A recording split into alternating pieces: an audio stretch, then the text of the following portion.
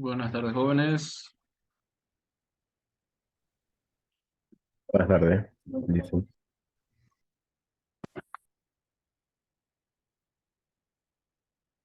Vamos a esperar un momento que sus compañeros se conecten.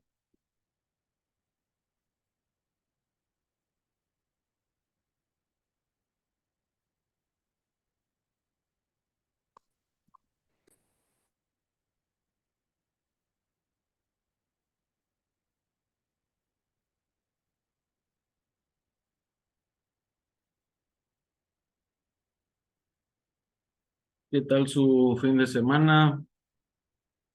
¿Qué tal su carnaval? ¿Carnavalearon harto? No tanto. ¿Estudiaron entonces, ya que no carnavalearon? Y eso, No, si no carnavaleaste, no estudiaste, entonces, ¿qué hiciste? ¿Qué hicieron todo ese fin de semana? Largo. dormir. Ya, por lo menos descansaron bien. Seguro se pusieron solo a ver Netflix todo el fin de semana.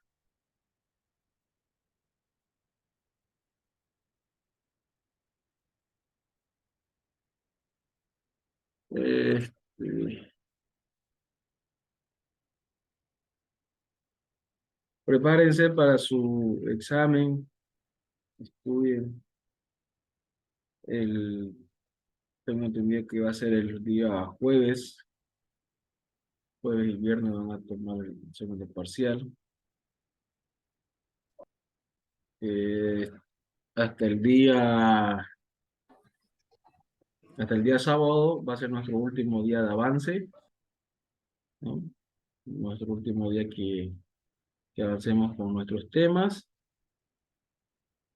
y ya de ahí va a ser puro práctica, digamos, ¿no? Vamos a solucionar el cuestionario, hacer el simulacro que tenemos para los exámenes.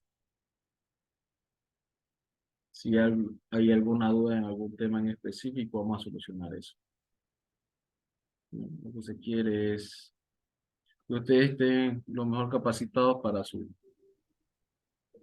parcial, su segundo examen.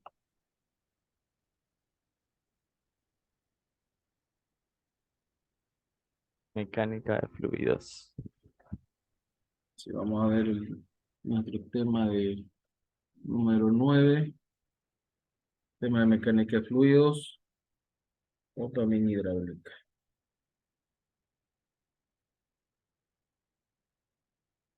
Hemos visto el tema de estática, cinemática y dinámica de cuerpos sólidos, ¿no?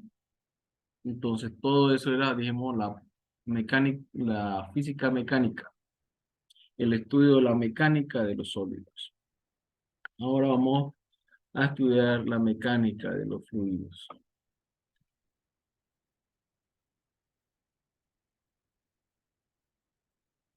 ¿En qué concierne un fluido?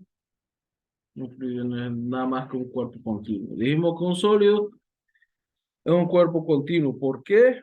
Porque en si yo lo dividía, todas sus partes tendrían que ser iguales. Un fluido también lo tengo que considerar como que están juntas todas sus moléculas. Hagamos un gráfico. Yo puedo decir que este era mi cuerpo sólido,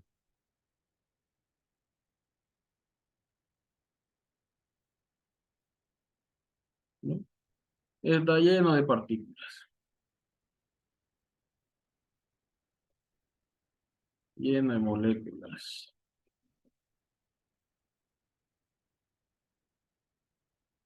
Entonces yo podría decir que si este se movía con esto, tenía esta cantidad de movimiento, todas sus moléculas, o sea, esta de acá, se está moviendo con la misma velocidad, ¿no?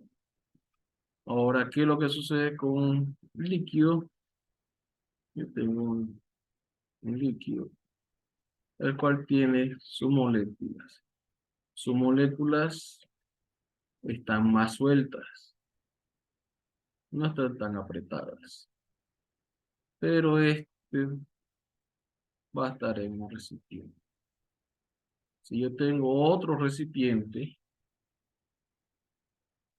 con el mismo líquido, esto va a ser continuo en este recipiente. Si esto se mueve, si esta molécula se mueve, estos se van a mover. Pero esta puede estar en un movimiento muy diferente. Entonces, cuando hablemos de sustancia de trabajo, ¿no? Va a ser lo que yo tenga en este sistema. A esto se le llama sustancia de trabajo. Entonces, yo lo considero continuo porque está envuelto en un mismo volumen, ¿no? O está conectado, las moléculas entre sí están conectadas. ¿Cuál era una de las propiedades de los cuerpos sólidos? Que si yo aplicaba una fuerza, ¿no? Estos no se van a deformar. Tiene que ser una fuerza muy grande para ver una deformación. Lo mismo ocurre acá. Yo le voy a aplicar una fuerza y lo que va a hacer es que se va a crear una presión en todo nuestro sistema uniforme. Si yo aplicaba una fuerza en forma de cuña, esta fuerza lo que tendría era separar mi bloque, ¿no? A partir mi bloque. Esta fuerza tendría que ser lo suficientemente fuerte para comenzar a romper los enlaces entre molécula y molécula. Mientras que los líquidos, esta fuerza que yo aplico para cortar un líquido es bastante baja, ¿no? Entonces, la fuerza de corte en los líquidos son más bajas. Los cuerpos líquidos no se pueden comprimir, ¿no? O tienen una alta resistencia a la compresión. Entonces, en esto radica la mecánica del fluido. El estudio sobre las fuerzas que yo aplico en un fluido, las fuerzas que aplica mi fluido hacia cualquier otro objeto al introducirlo o a desplazarlo, ¿no? Y que si tiene ciertas propiedades este fluido, ¿no? Como dijimos, este cuerpo sólido, de acuerdo a cómo era la superficie de las caras de contacto, iba a tener un coeficiente de rozamiento, ¿no? De acuerdo a qué tanta energía podía absorber y luego desprender, iba a tener un coeficiente de reestructuración, ¿no? O sea, qué tanto se puede reestructurar el cuerpo, qué tanto se podía deformar o absorber alguna deformación. Lo mismo va a ocurrir con los líquidos. Los líquidos van a tener una fuerza al corte, esto llamado viscosidad, y van a tener otra propiedad que vamos a llamar densidad.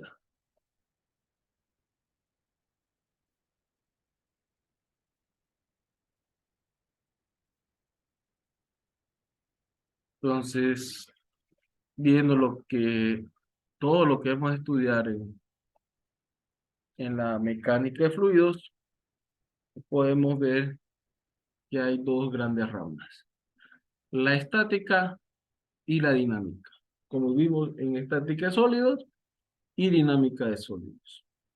Pero la hidráulica no solo habla de líquidos, sino de fluidos. Estos van a ser líquidos y esto va a ser gases. O en este caso, aire. Entonces, la hidráulica también ve movimiento en gases. Nuestro enfoque va a ser netamente en los líquidos, no vamos a llegar a mayor profundidad.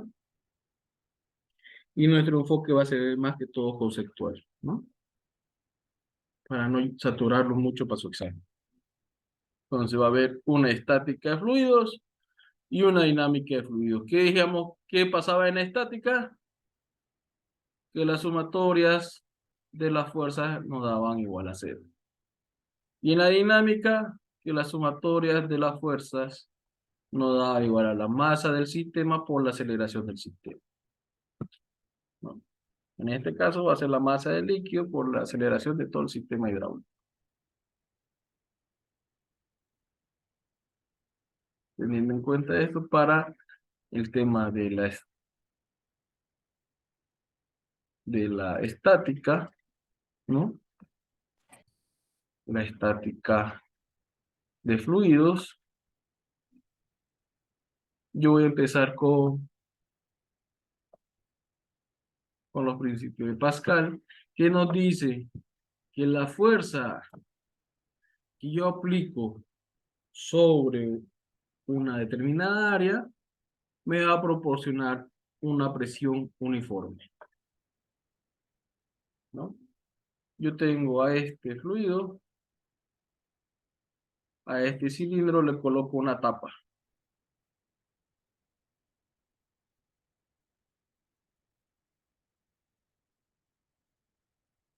A esta tapa yo le aplico una fuerza.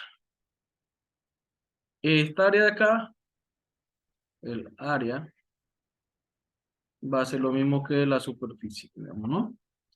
Toda esta área va a ser proporcional. O sea que esta carga puntual, yo la podía considerar como que toda la fuerza, o sea, toda la tapa, ¿no? Pues esta tapa tiene cierto peso.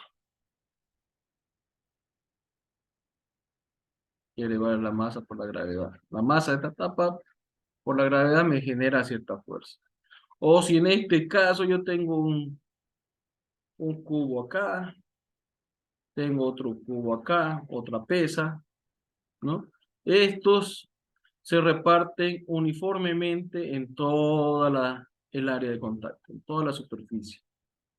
A eso es lo que llamábamos presión. Toda esta tapa me genera una presión.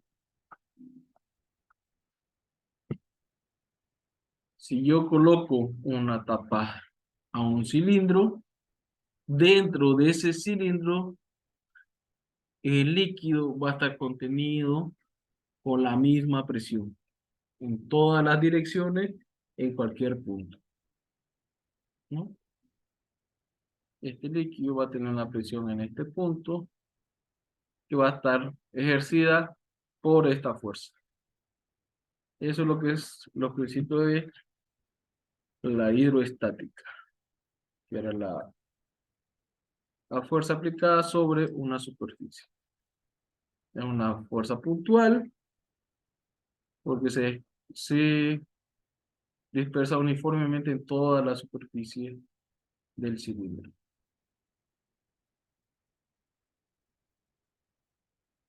Ahora saquemos provecho de ese principio y yo puedo decir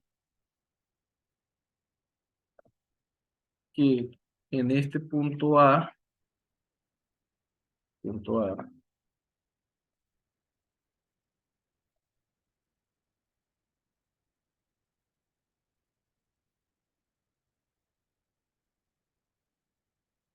y en el punto B, si ambas están a la misma altura, en el mismo nivel,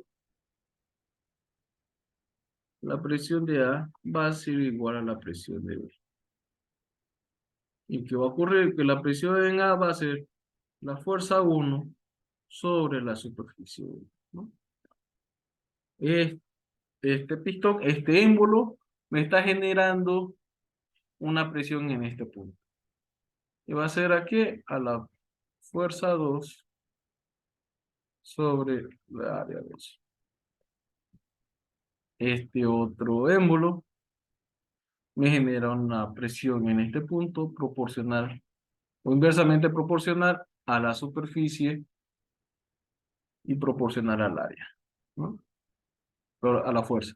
Entonces yo puedo decir que si yo quiero aplicar una fuerza adicional para levantar esta fuerza 2, supongamos que esto viene a ser el peso de un objeto. Para vencer esto, yo tengo que aplicar F1, ¿no? Yo voy a hacer lo que F1 es igual a la fuerza 2 por el área A1 sobre la 2. ¿Qué me dice? Que mientras más fuerza aplique en un área pequeña, cuando yo tenga un área más grande, me va a ejercer mayor fuerza, ¿no? Esto es el principio que se ocupa en las prensas hidráulicas. Las presiones van a ser iguales, pero a medida que va aumentando mi área, se va aumentando mi presión. ¿Cuál va a ser la diferencia? El desplazamiento, ¿no? Esta H. ¿Qué va a pasar? Yo voy a aplicar esta fuerza y se va a modificar esta delta de H, y en cambio se va a modificar solo un cierto sector, ¿no? Esto va a ser delta de H.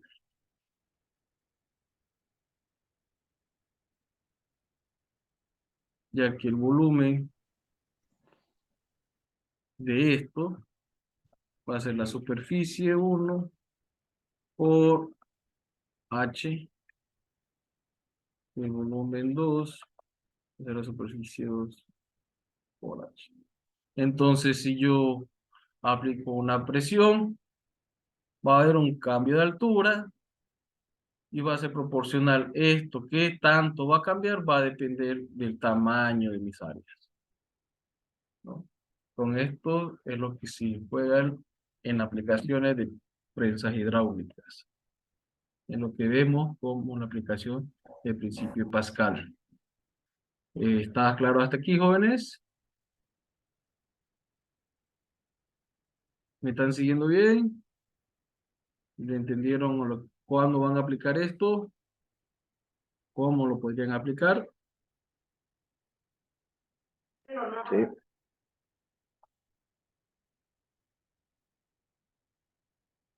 Entonces, esto es lo que veríamos en hidroestática. Ahora la hidrodinámica es la parte que estudia ahora la dinámica de los fluidos. Como la dinámica en los cuerpos sólidos, lo mismo pasa aquí, ¿no? Ahora no solo nos interesa saber el movimiento, sino también cuáles son las causas que provocan ese cambio de movimiento en los fluidos, ¿no? ¿Cuáles son las causas y cuáles son las consecuencias de nuestros fluidos? Entonces vamos a considerar una causa externa y en consecuencia también una causa interna, ¿no? Hay una fuerza que está siendo aplicada.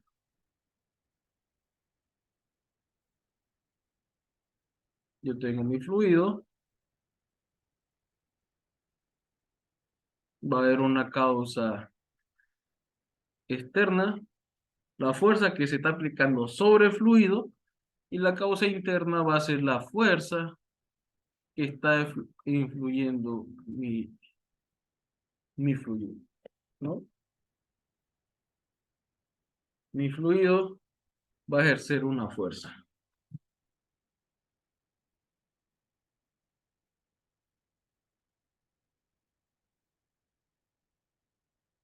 Entonces, viendo que el fluido también ejerce una fuerza, vamos a considerar una de sus propiedades. Vamos a ver lo que es la presión hidroestática. La presión hidroestática se da cuando nuestro recipiente está abierto, ¿no? Nuestro recipiente el fluido va a generar una presión interna dentro del mismo fluido, a consecuencia de sus propiedades internas. Nos dice que la presión va a ser la densidad del fluido por la gravedad por la altura. Si yo tengo hasta acá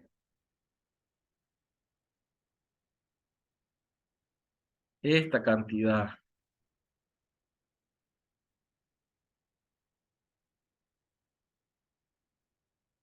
de fluido, ¿no? Toda esta cantidad,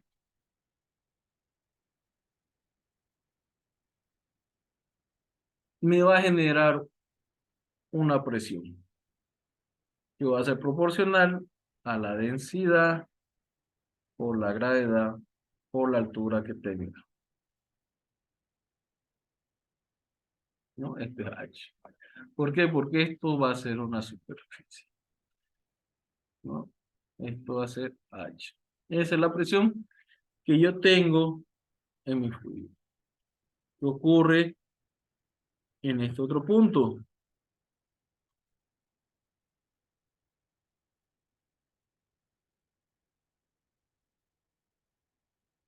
En este otro punto, ahora yo tengo todo esto.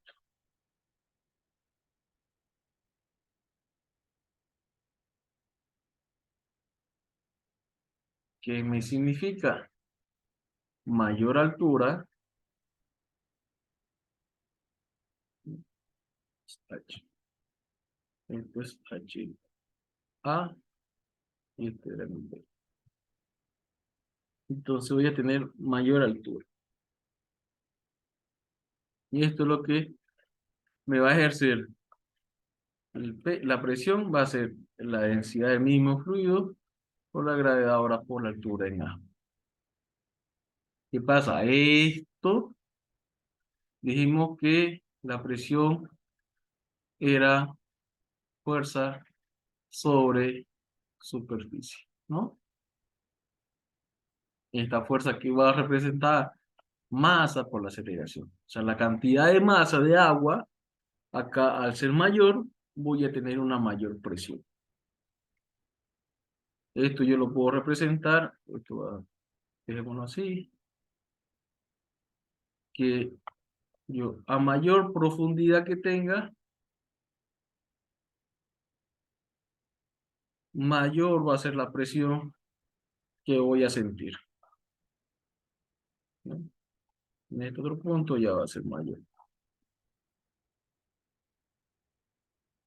Si una persona está parada así, en esta forma, va a tener mayor presión en la cabeza que en los pies, va a sentir una mayor presión en la cabeza que en los pies.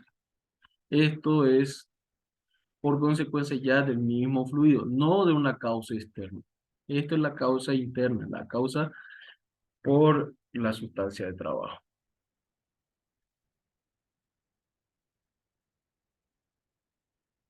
Entonces, viendo esto, yo puedo decir que si tengo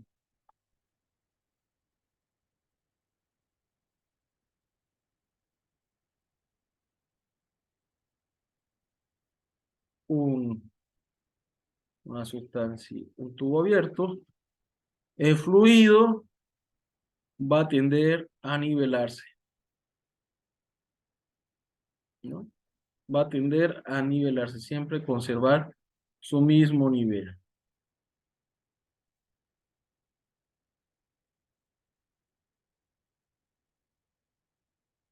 Entonces ya sé que puede haber presión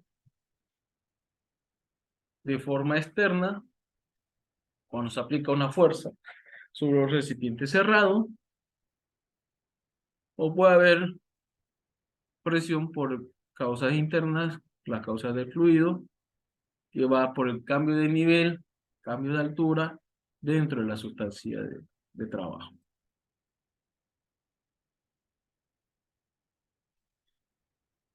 Viendo esto podemos ver otra propiedad que tienen los fluidos, es la viscosidad.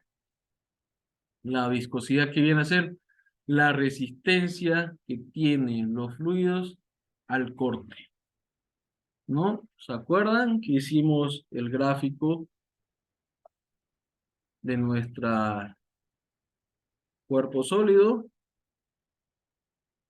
Vamos a hacerlo así. En el cual se le aplicaba una fuerza de corte y esto tendía a romperse, ¿no? Entonces, en los líquidos, en los fluidos, esta fuerza de corte es muy baja. Entonces, esta fuerza de corte yo lo voy a llamar como viscosidad. ¿Y qué viene a ser? ¿Qué tanta resistencia tiene? Entonces, si yo tengo un plano inclinado,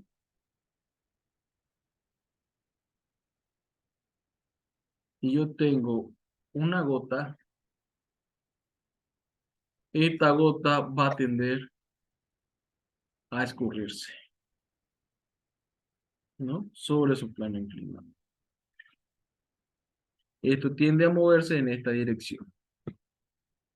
Entonces, esto es lo que llamamos viscosidad. ¿Qué tan rápido, qué tan fácil se puede escurrir una sustancia? ¿Qué tan rápido se puede mover una sustancia? ¿Qué ocurre? Estas partículas en este punto están así,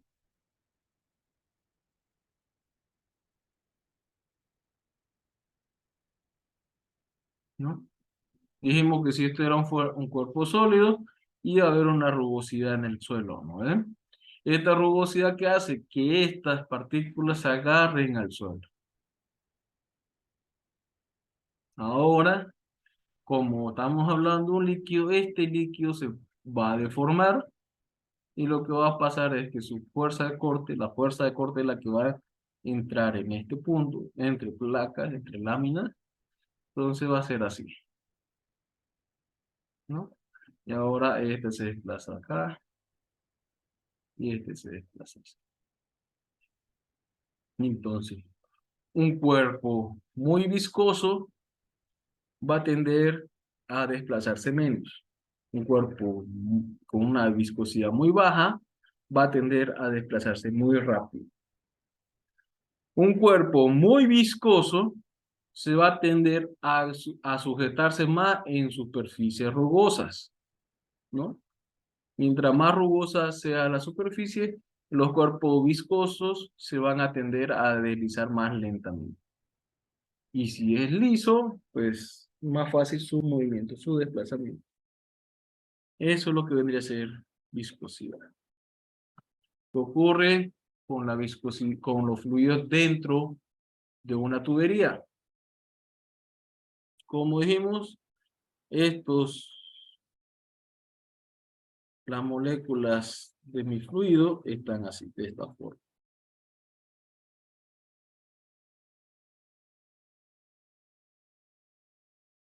¿no? Por la rugosidad de la tubería, estos se tienden a frenar mientras más cerca estén a la tubería. Mientras más se alejen y la fuerza de corte son bajas, esto comienza a deformarse de esta forma, ¿no? Entonces, supongamos que esta es mi tubería cerrada, tanto arriba como abajo, el agua va a tender a formar esta, donde la velocidad es cerca a las paredes de la tubería son menores que la velocidad en el centro de la tubería. Esto va a ser B sub 1, esto va a ser B sub 2, donde B sub 2 va a ser mucho mayor que B sub 1. Mientras más viscoso sea mi líquido, la velocidad 2, o sea, la diferencia entre ambas velocidades va a ser mayor. Mientras más viscoso sea mi líquido, más difícil de moverlo. Más viscoso sea mi líquido, más fuerza necesito para moverlo.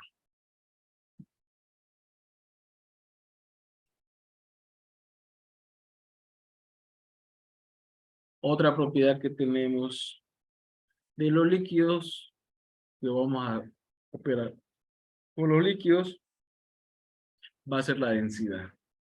La densidad también se encuentra, igual encontramos densidades en sólidos, pero en los líquidos es más referente, digamos, ¿no?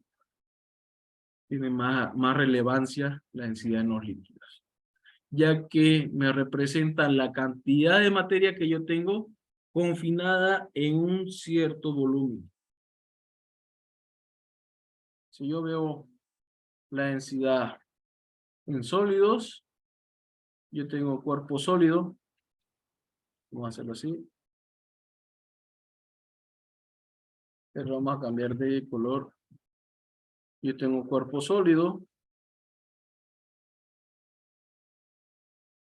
con todas sus moléculas.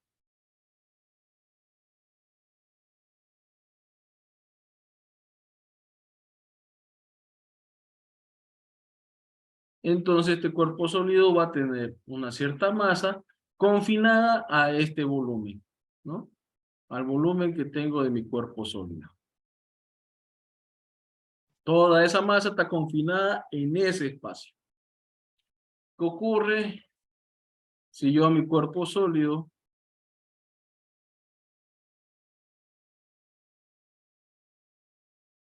vamos a suponer que es el mismo volumen, ¿no? Pero ahora en medio de las moléculas del sólido yo le metía moléculas de aire.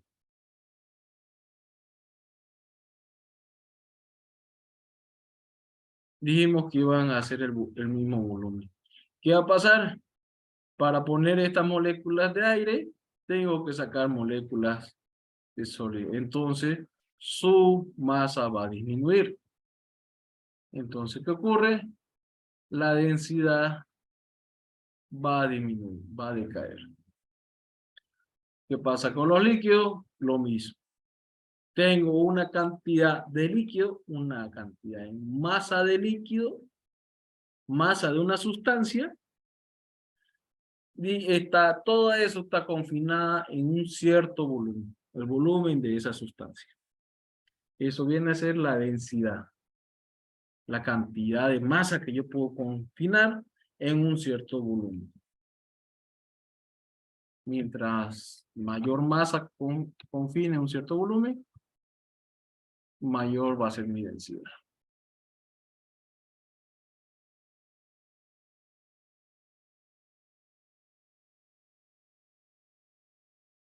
Entonces podemos ver que los líquidos, las sustancias van a depender de la densidad que tienen, una densidad específica. ¿Qué ocurre cuando las densidades son diferentes? Estas sustancias no se pueden mezclar. Y es de aquí donde aparecen los líquidos inmiscibles. Son los líquidos que por una densidad específica no se mezclan, ¿no? Pero hagamos un ejemplo. ¿El agua y el aceite se pueden mezclar? No. No se mezclan, ¿no? Porque ya que la densidad del agua es mayor que la densidad del aceite. Ahora, ¿qué ocurre si yo coloco agua y aceite en un recipiente? Supongamos que yo proporciono un volumen de agua y un volumen que va a ser igual al mismo volumen de aceite. ¿Qué va a ocurrir? El agua va a ocupar un cierto volumen, el aceite ocupa cierto volumen. Pero esto, a tener masa de agua, y esto es masa del aceite, ¿qué dijimos que la densidad que era? La cantidad de masa que yo tengo confinado en cierto volumen. Estos dos volúmenes son iguales. Entonces, ¿qué ocurre aquí? Tengo mayor masa de agua confinada en este lado. A mayor masa, mayor es el peso, ¿no? Entonces, por eso que los líquidos con mayores densidades tienden a bajar, a desplazar a los líquidos de menor densidad a la parte superior. ¿Qué ocurriría si yo tengo mi contenedor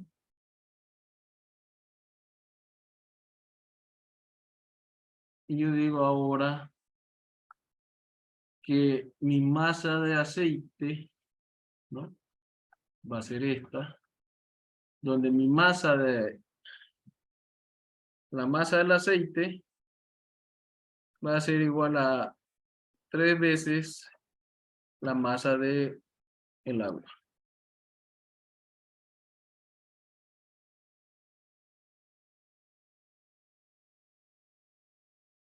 Ahora ocurre de esta forma.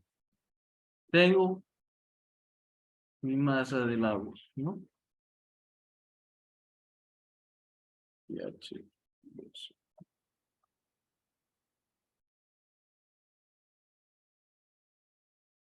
¿Qué ocurre? Aquí ya tengo mayor masa. Entonces, no siempre ocurre que los fluidos que tengan mayor densidad se van a ir abajo.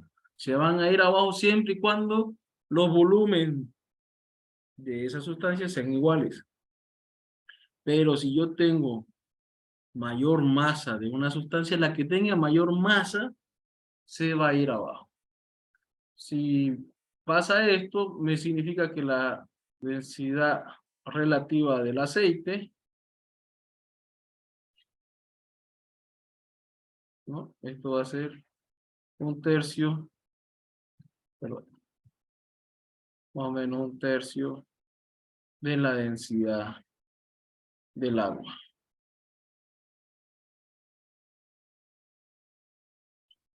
O sea, yo tengo que, si tengo tres veces su peso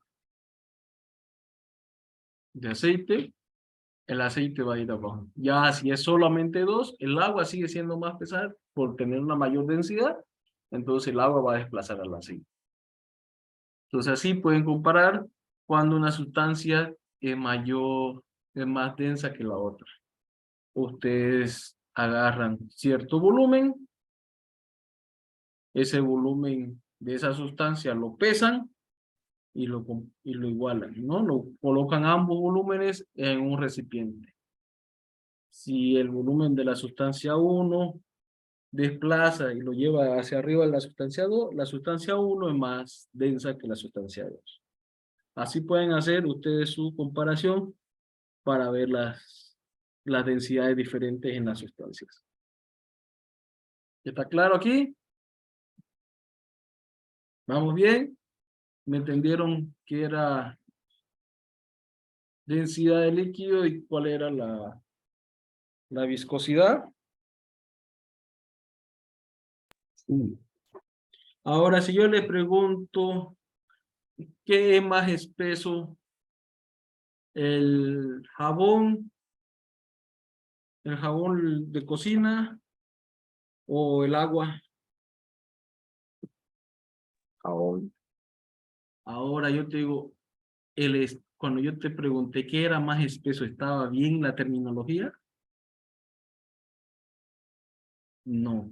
No. O sea, no, la terminología debería ser viscosidad, ¿no? Pero comúnmente vamos a estar escuchando eso. Ah, ¿cuál es más espeso? Digamos, ¿no? ¿Cuál es menos espeso? Nosotros tenemos que acostumbrarnos como futuros profesionales a usar bien la terminología. ¿Cuál es más viscoso? ¿Cuál es menos viscoso? Ahora dijimos que la viscosidad es la resistencia al corte, ¿no? Entonces, entre el jabón de cocina y el agua, el jabón de cocina es más viscoso. ¿Por qué? Porque tiende menos a resbalar. Entonces, sabemos que podemos hacer comparaciones. A esas comparaciones son las que llamamos mediciones relativas. La viscosidad, podemos hacer la viscosidad relativa, y vendría a ser tomar a la viscosidad del agua, o también la densidad del agua. Le pongo un puntero.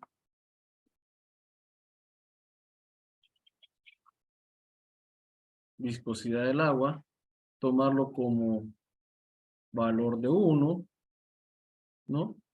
Y la densidad del aceite o densidades X, de una sustancia X, va a tener un coeficiente X por la densidad del agua.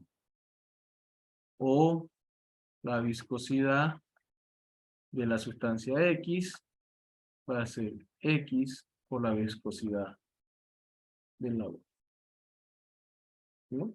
Porque así se va viendo, sabiendo con relación a algo.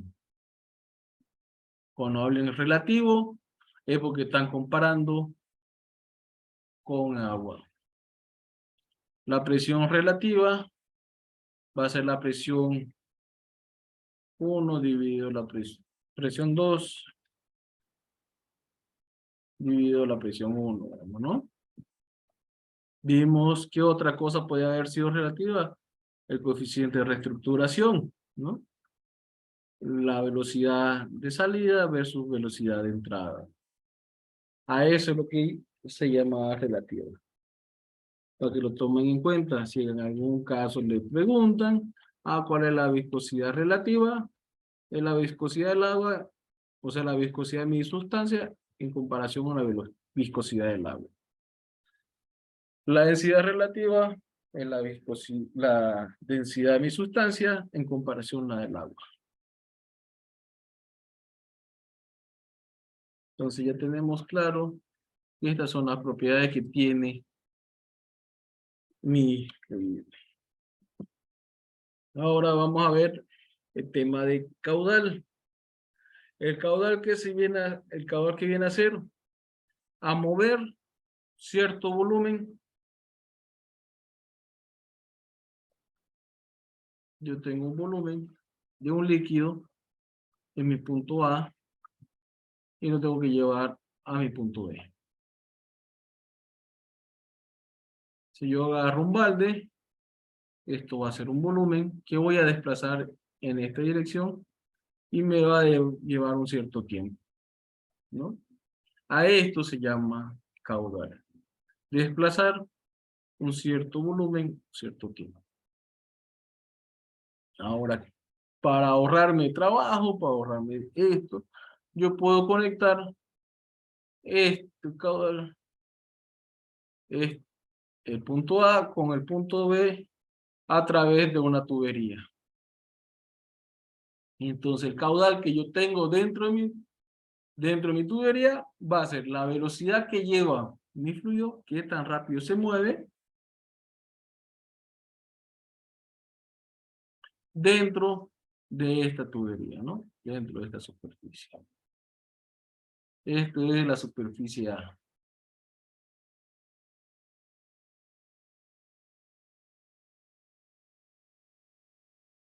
Entonces, si yo necesito mover un gran caudal, ¿qué voy a hacer? Aumentar mi velocidad. Si no puedo aumentar mi velocidad, ¿qué tengo que hacer para aumentar mi caudal? Aumentar mi sección. Aumentar el área de la tubería. Eso debería ser el caudal. Solo pasar un volumen de un punto a otro punto en un cierto tiempo. Entonces, vemos que la velocidad es proporcional a al área de contacto. Mientras más grande sea mi área, más grande puede ser mi velocidad, ¿no? Entonces, mientras más grande sea mi tubo, más caudal puedo desplazar por ahí. Ahora podemos sacar la velocidad en un orificio. ¿Qué pasa si yo tengo un tanque elevado? ¿No? Yo tengo un tanque elevado. Está así en una torre. Y a este se le hace una perforación. Esta perforación está sujeta ¿a qué? A la presión hidroestática. La presión que yo tengo en este punto A. Entonces la presión en A va a ser la densidad del líquido por la gravedad por la altura. Y esto es la altura. Entonces en este punto yo voy a tener partículas que van a salir con esta velocidad. ¿Qué velocidad van a obtener? 2 veces la gravedad por la altura, ¿no? Entonces así yo puedo encontrar la velocidad de mi partícula. O si se acuerdan, cuando teníamos cálculo de energía, la energía potencial en este punto va a ser la masa por la gravedad por la altura, ¿no? Energía potencial. Eso también podemos encontrar en este punto. Entonces aquí lo que nos interesa es saber la velocidad que tiene mi partícula al salir. Yo obtengo la velocidad, puedo obtener el diámetro de mi agujero y voy a obtener el caudal que tengo. ¿Esto para qué me va a servir? Para, en el caso de calcular, cuánto tiempo se va a demorar mi tanque en vaciarse. Se fue una pinchadura, ¿cuánto tiempo se va a demorar en vaciarse? Tengo este tanque al cual me tiene que llevar líquido hasta este punto, por siempre efecto de la gravedad, me va a decir cuánto me voy a demorar en llenar este otro recipiente. Para eso es que se sacan las velocidades de un agujero.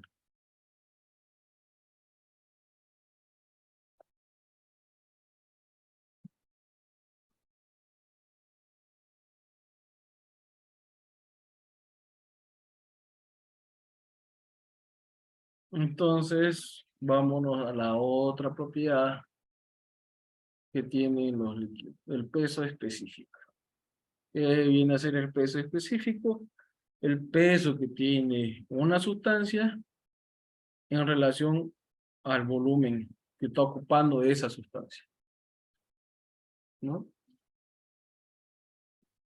Entonces, podemos hacer una relación entre el peso específico y la densidad, que vendría a ser el peso específico igual a la densidad por la gravedad.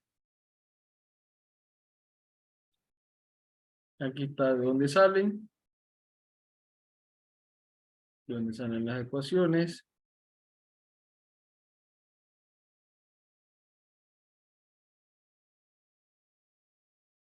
¿Se acuerdan que dijimos que la energía total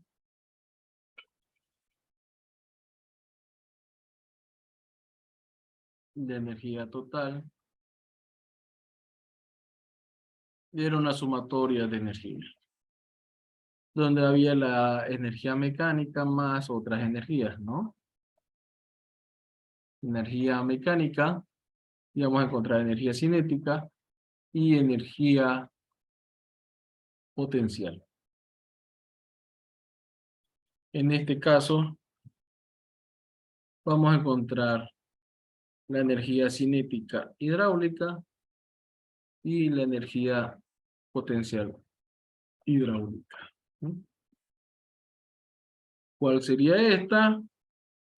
Esto vendría a ser la energía cinética hidráulica, que viene a ser la velocidad de mi fluido dentro de mi tubería. me da esta velocidad. Y esto yo lo voy a determinar como mi energía potencial hidráulica, ¿no? La presión que yo tengo de mi fluido. Esto es la energía provocada por rozamiento dentro de tuberías, por cambio de dirección y todo, ¿no? Entonces, vieron que podemos simplificar la energía mecánica en energía cinética y energía potencial. ¿Para qué? Para que si yo tengo un tanque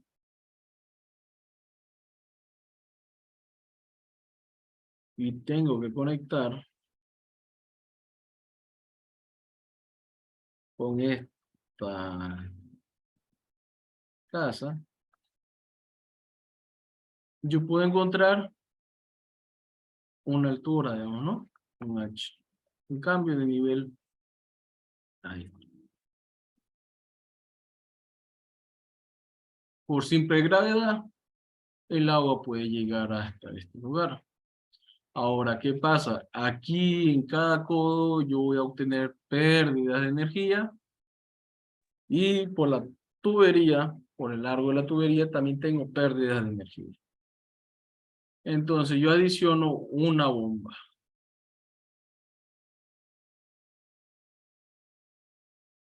Una bomba. Esta bomba va a necesitar una potencia. ¿Y qué dijimos que era la potencia? El trabajo sobre el tiempo. El trabajo que va a hacer, la energía, el delta de energía sobre el tiempo. ¿Qué energía? La energía que yo necesito en este punto. ¿Y qué va a ser? La energía potencial y la energía cinética de mi sustancia de trabajo, ¿no? Para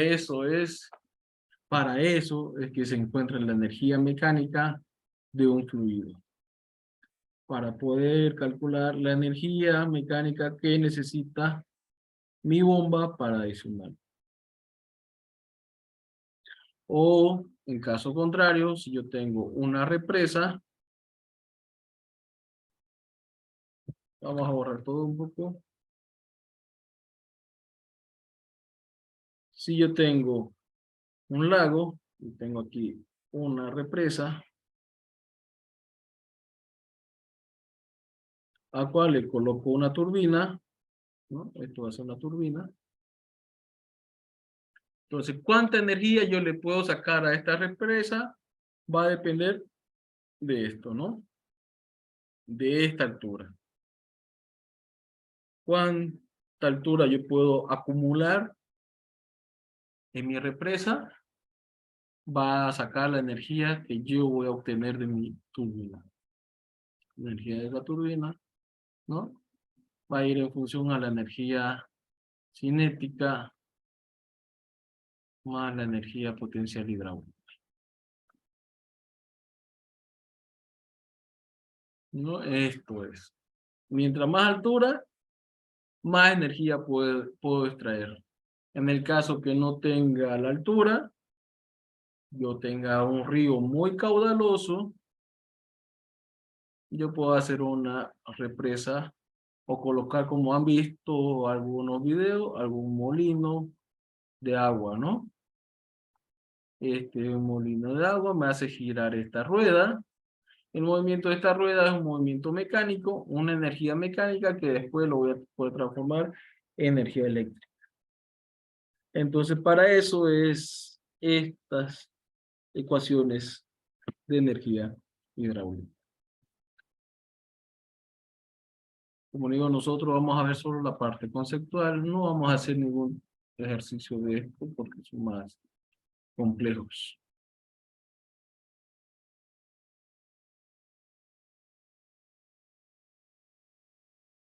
Ahora, considerando esto, vimos que en la hidroestática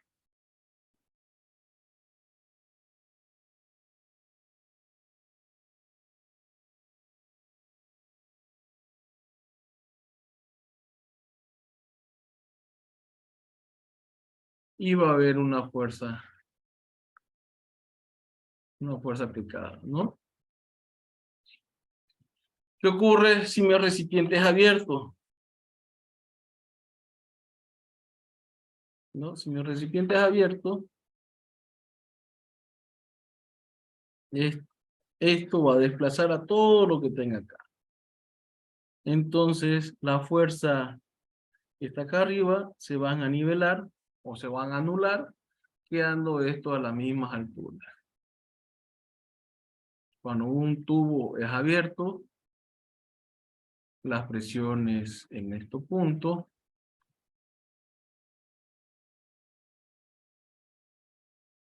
va a ser igual en este punto X. Este es A y esto es B.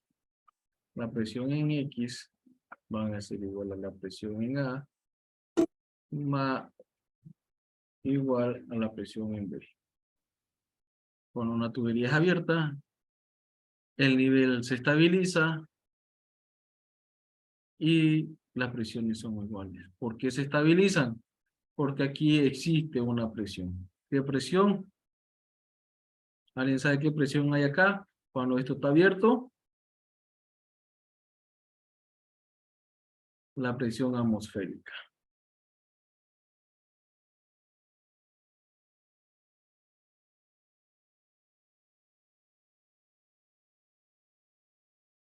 Entonces, antes de definir la presión atmosférica, vamos a definir lo que vendría a ser la fuerza de empuje.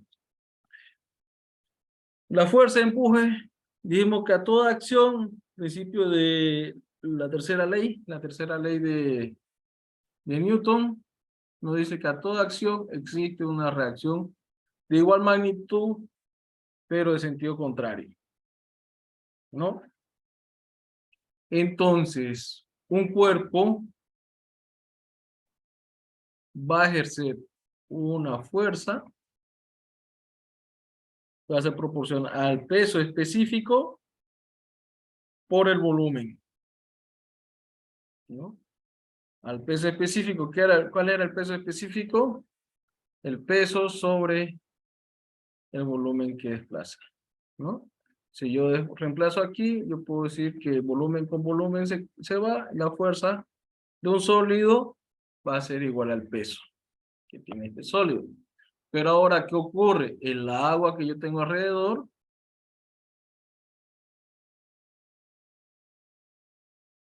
va a tender a reaccionar a esto. A esto se llama como empuje. Esta fuerza va a ser el peso específico por el volumen. ¿Qué volumen? El volumen que está desplazando este sólido. Este sólido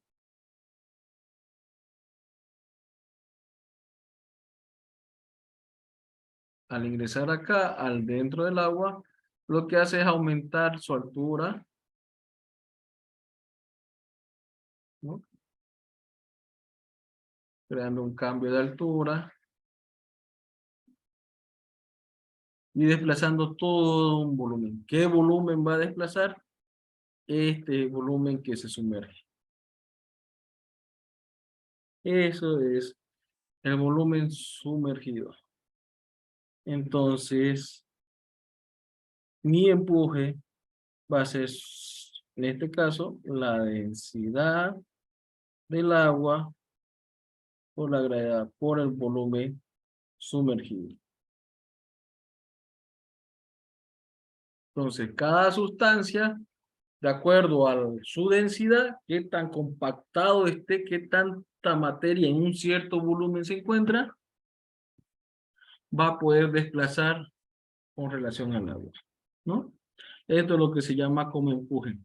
Si el peso es mayor que el empuje que puede proporcionar el agua,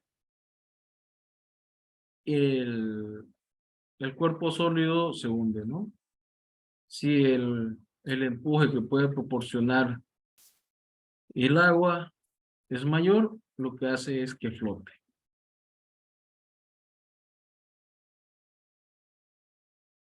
Eso es lo que vendría a ser la fuerza de empuje. Es la fuerza que puede hacer nuestra sustancia de trabajo o la reacción que ejerce nuestra sustancia de trabajo. ¿Qué ocurre cuando un cuerpo tiene un empuje, una fuerza, un peso inferior a la fuerza de empuje? Va a flotar, y a esto se llama la capacidad de flotabilidad de los cuerpos, ¿no? Que de acuerdo a su centro de masa se va a saber cuánto va a flotar, qué tanto va a flotar.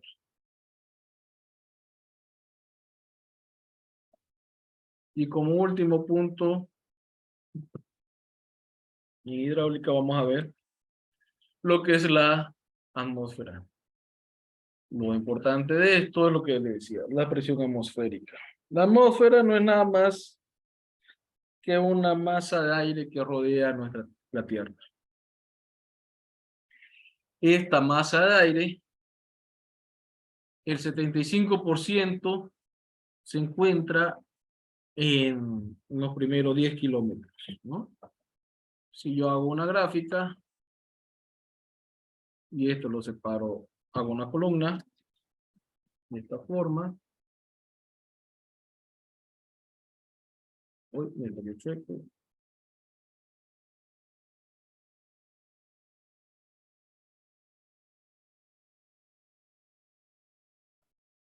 Yo aquí tengo hartas moléculas de aire. A medida que voy subiendo, voy obteniendo menos moléculas. Cada vez que subo, son menos moléculas.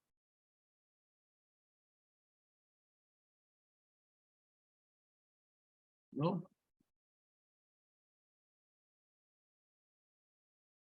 Entonces, ¿qué ocurre? Esta atmósfera, toda esta capa, me genera un peso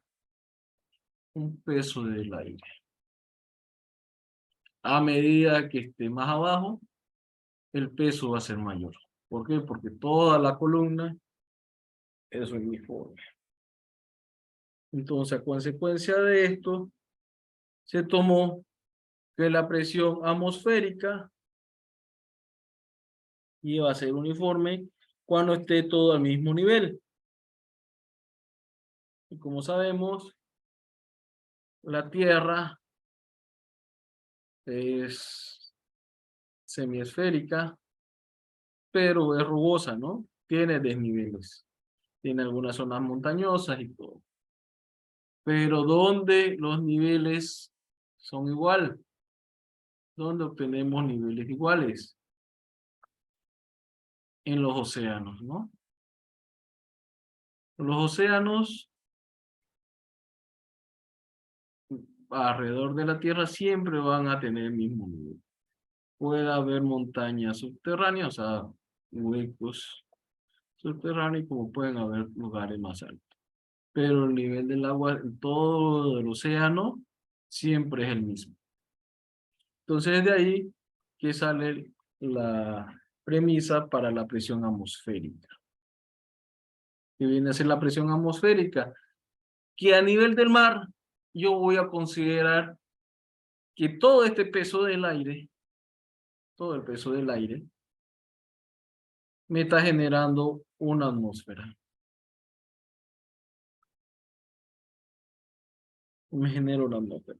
Entonces, a medida que yo subo, tengo desnivel más alto, menos partículas de aire encuentro en mi atmósfera, ¿no? Menos partículas de aire tengo en mi atmósfera. Menos peso del aire obtengo. ¿Por qué? Porque ya no estoy considerando esta cantidad de materia. Y si vimos, los primeros 10 kilómetros es donde se concentra la mayor cantidad. Después, más arriba, es más extenso, más grande, pero tiene menos densidad el aire. Entonces, por esta razón, de que la presión atmosférica en los lugares más bajos es mayor. Si lo comparamos, la presión atmosférica en Santa Cruz es de 1007 milibares o 1.007 bares. Y la presión en La Paz es de 495 milibares. Entonces, si lo vemos, es casi el doble, ¿no? 0.5 de Santa Cruz es la presión en La Paz. En La Paz tenemos menos presión atmosférica. ¿Qué nos implica? Menos cantidad de materia de aire. Al tener menos cantidad de materia de aire, tengo menos oxígeno. Entonces eso no hace que se nos dificulte la respiración. Eso es lo que se llama la presión atmosférica. Entonces, cuando yo tengo un envase abierto,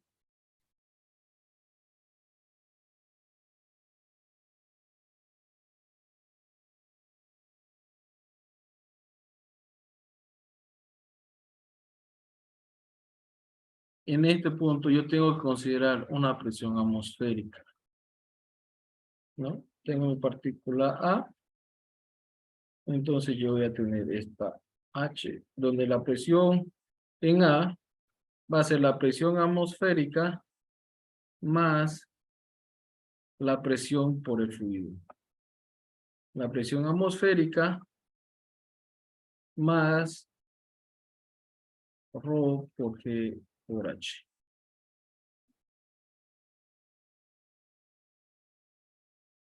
¿No? Este Rho va a ser el Rho de la densidad del fluido. Entonces, cuando hagan cálculos, siempre tienen que considerar esto. ¿Qué ocurre con la presión en B? Si yo tengo una presión en el punto B, esta presión atmosférica se mantiene para ambos casos. Entonces, ahí es donde se puede ir eliminando, ¿no? Cuando es un envase abierto, tengo que considerar la presión atmosférica.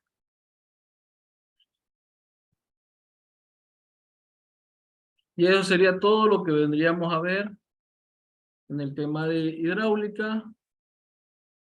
Y aquí también tenemos una tablita de conversiones. Como les decía, hemos visto sobre todo el tema de presión.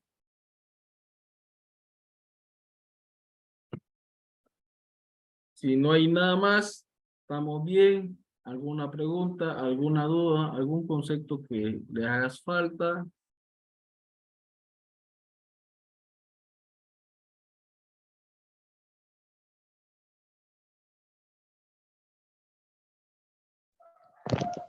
Profe, quisiera saber si podría explicar el tema de caudal, del concepto. ¿Mm?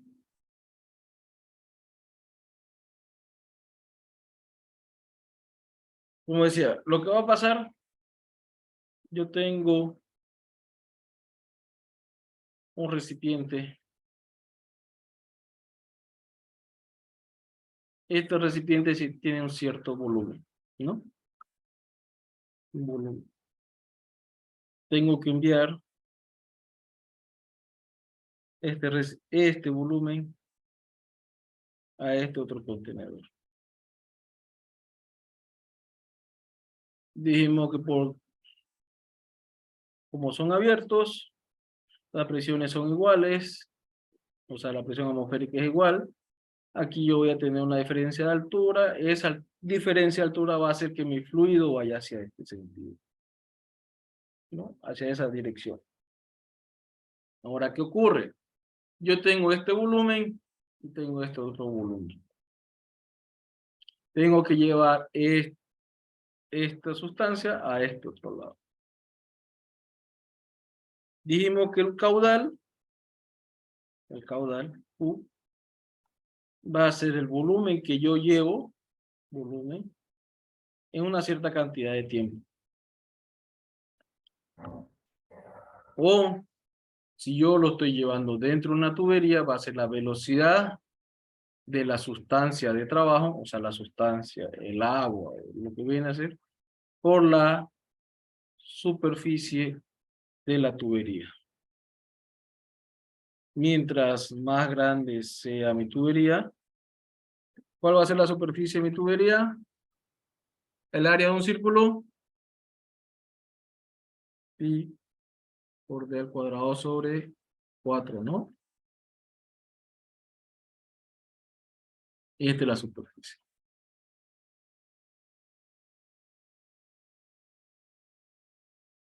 Si ustedes lo ven acá, esto está así. Esto yo puedo decir,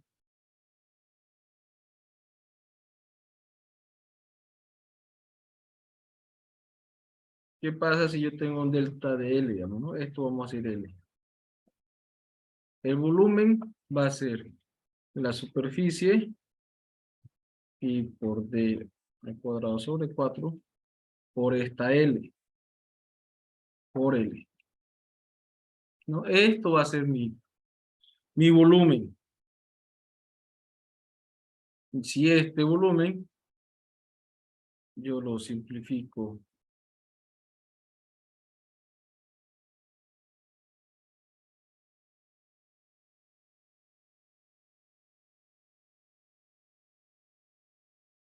Todo esto lo divido entre el tiempo, ¿no? ¿Qué tan rápido puedo desplazar esa cantidad de volumen? ¿Qué tan rápido se va a desplazar esa cantidad de volumen? Yo sé que esto va a ser velocidad.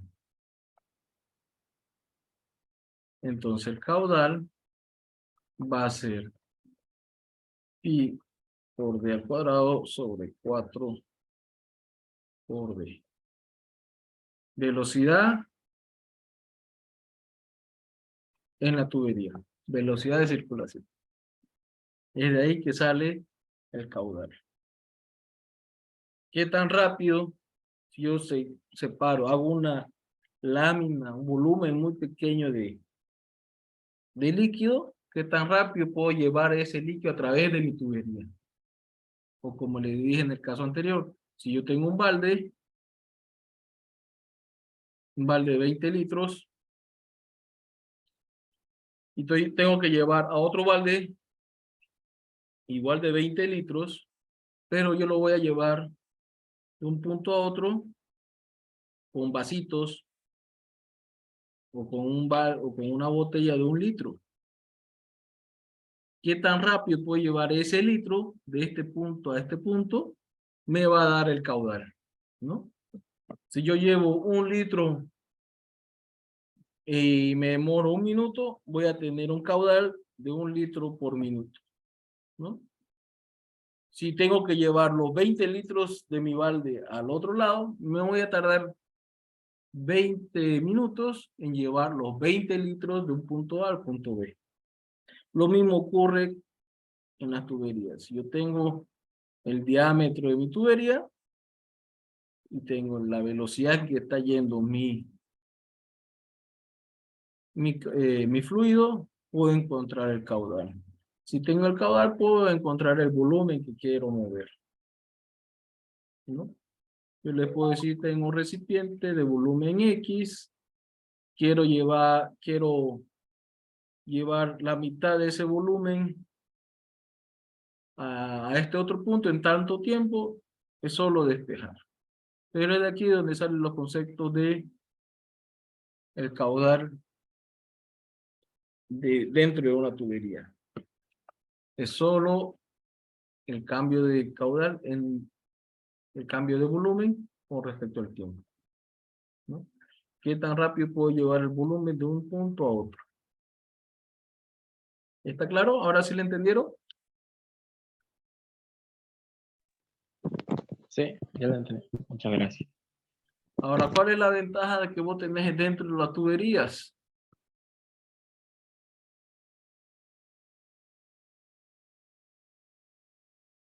Dijimos que si tenés un balde vas a llevar un determinado volumen. Pero dentro de una tubería vos tenés un recipiente donde este recipiente puedes cambiar de dirección, como también puedes cambiar los caudales, ¿no? Esto es Q, aquí se está dividiendo, esto es perdón, esto es Q medios y esto es Q medios, ¿no? Yo puedo hacer un cambio de dirección, como también puedo cambiar el caudal dentro de mi tubería. Yo sé que si tengo esto así, el caudal que entra tiene que ser igual al caudal que sale, ¿no? El de entrada tiene que ser igual al caudal de salida. ¿Y cuál va a ser el caudal de salida? En este caso, el caudal de entrada va a ser igual al caudal de salida, más el caudal de salida. El caudal de entrada es igual a 2 veces el caudal de salida. Entonces es una distribución uniforme. 2 o 3 veces. Ahora, ¿qué pasa si una tubería viene así? Pero este caudal, este 2 veces, este es el doble, digamos, ¿no? Esto va a ser caudal de entrada, este es caudal de salida y este es caudal de salida. Yo puedo tener estos casos. Que por un lado se va a distribuir, va a ser una porción, y por el otro lado es el doble, más grande. Entonces también es solo hacer el equilibrio. En cada nodo tenés que hacer el equilibrio de los caudales. En este caso, el caudal de entrada va a ser 3 veces caudal de salida, digamos, ¿no? Y esto es un tercio del Q de entrada, y este va a ser 2 tercios del Q de entrada. Esa es la ventaja de tener tuberías, puede direccionar así. Y si te das cuenta, si es el área, si las áreas de las tuberías son iguales, vamos a tener que va a variar la velocidad, ¿no? En este caso va a ser una velocidad más lenta y este de aquí va a ser una más rápida. Pero esas son las propiedades que tiene la distribución de caudal dentro de tuberías.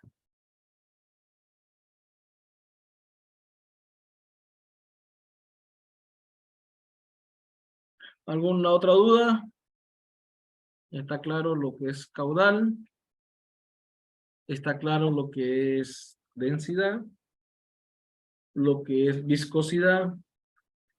¿Lo que es el peso específico?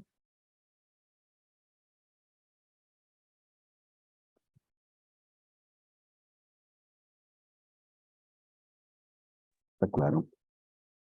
Bueno, jóvenes, entonces eso sería todo el tema de hidráulica, toda la parte conceptual. El día de mañana hacemos el banco de preguntas, van a ver que son más que todo preguntas conceptuales, no hay muchas preguntas prácticas. Este tema es bastante complejo. Si ustedes preguntan en la otra facultad, en la Facultad de Tecnología, todo el mundo le tiene miedo al tema de hidráulica. Es de una parte resumida, ¿no? Los ingenieros civiles se tiran año y medio estudiando esto. Los electromecánicos nos tiramos igual año y medio, o sea, 3 semestres, estudiando sobre lo que es hidráulica.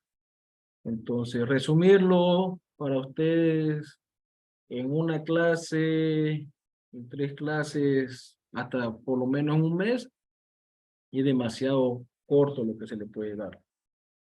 Como le digo, se le está dando estrictamente lo necesario. Si ustedes quieren seguir aprendiendo, seguir viendo, hay libros, consulten. Como les digo, viene desde calcular la velocidad de un chorrito hasta calcular la potencia de una central hidroeléctrica, ¿no? Entonces, prepárense jóvenes para su examen. Mañana nos estaríamos viendo con la solución del banco de preguntas. Bueno, jóvenes, que tengan buena tarde. Hasta mañana. Hasta mañana, Inge.